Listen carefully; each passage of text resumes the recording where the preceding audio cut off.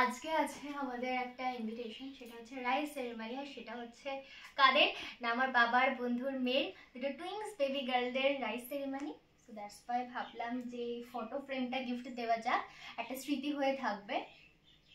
ওরা হয়তো পরেও আবার বাঁধাবে ছবি, বাট এটা একটু স্পেশাল, ছোটবেলাকার ছবি থাকবে। আইডিয়াটা আমার কেমন লাগছে অবশ্যই কমেন্ট করে জানিয়ে, ফটো ফ্রেমটা আর আইডিয়াটা কেমন লাগলো এটাও কমেন্ট করে জানিয়ে। বল শর্ট ভিডিও করে যেটা পরে ছাড়বো। আর এটার আমি একটা শর্ট ভিডিও করেছি যেটা আমি কালকে ছাড়বো, কারণ যদি আমি এখন আপলোড করি ওরা আমার ভিডিওগুলো দেখে তো জেনে যাবে, তখন সারপ্রাইজই থাকবে না। তো আজকে সকালবেলা ব্রেকফাস্টে রয়েছে আলু পোস্ত, যেটা দিদি খুব ভালোবাসে, আর ও ভালোবাসে বলে মা করতো, আর ওটা খেয়ে খেয়ে আমার ভালো লেগে গেছে বলে আমি এখন করতে বলেছি। আর আছে কাতলা মাছ ভাজা, এটা আছে ঝিঙে চচ্চড়ি মানে ঝিঙে পোস্ত, এটা আছে বেলে মাছের মাথা চচ্চড়ি, আর এটা আছে বেলে মাছের ঝোল।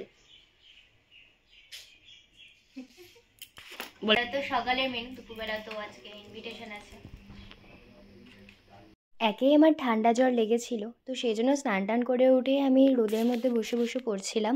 কিছুক্ষণ পরে নেওয়ার পরে দেখতেই পাচ্ছ আমি এখানে রেডি হচ্ছি যাওয়ার জন্য।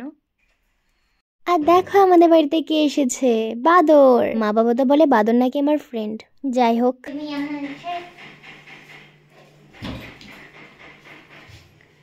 ওদের তো সেই হ্যান্ডশেক করার জন্য এলো।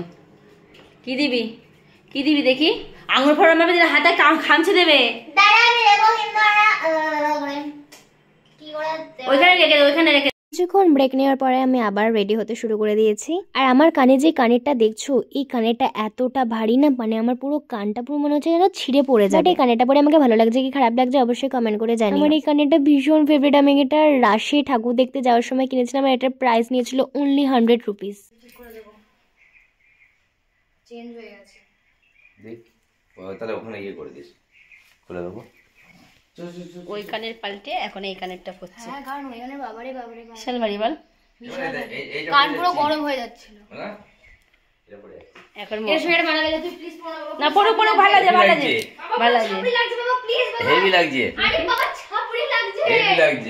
বাবাকে তো আমি কিছুতেই বোঝাতে পারলাম না যে এই ড্রেসটার সঙ্গে ওই ক্রক্সটা মানাচ্ছে না। যাই হোক, না বুঝলে আর কি করবো বলো। আমরা কিন্তু বেরিয়ে পড়েছি, আর আবার ভেন্যুতে চলে এসেছি, মানে 5 মিনিটের ডিস্টেন্স ছিল।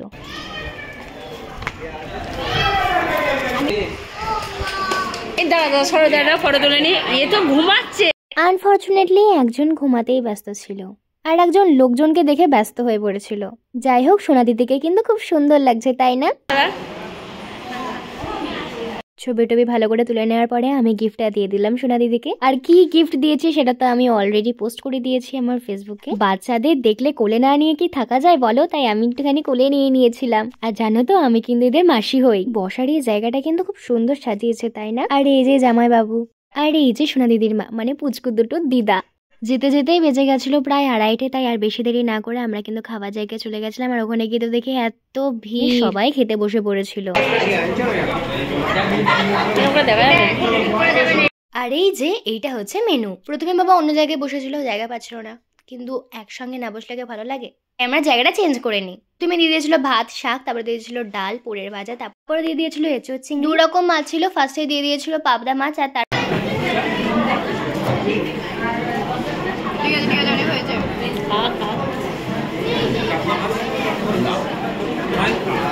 আর তারপরে দিয়ে দিয়েছিল কিন্তু কাতলা মাছের ঝোল। প্রত্যেকটা খাবারই খুব সুন্দর হয়েছিল। বাবা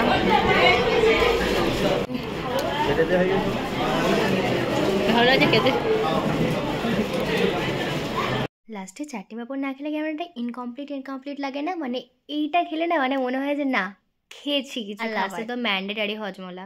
যাদের বাড়ি অনুষ্ঠান মানে শুভ দাদা, তিনি আগে আগে খেতে বসে পড়েছে, বেচারার খিদে পেয়ে গেছিল। আর হ্যাঁ, লাস্টে দিয়েছিল আইসক্রিম, যেটা বাবা খেতে খেতে নামছিল। খাওয়া টাওয়া হয়ে যাওয়ার পরে দেখি যেই পুচকুটা ঘুমিয়ে পড়েছিল এখন সে জেগে উঠেছে। দেখো কি কিউট।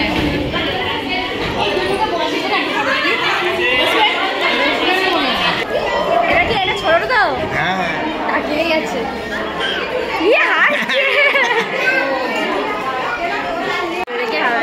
কান্না শুরু করে দিয়েছে। এই যে এই যে এই যে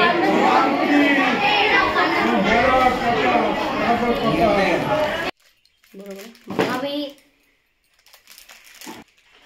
ওখানে না খেয়ে এখানে খাচ্ছে। ভালো, আইসক্রিম খেলেই এর জ্বর আসে। বুঝলে?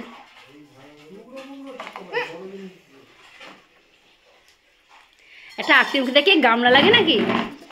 আমি খেতে থাকি আইসক্রিম। দেখা হচ্ছে অন্য একটা ব্লগে। Bye bye.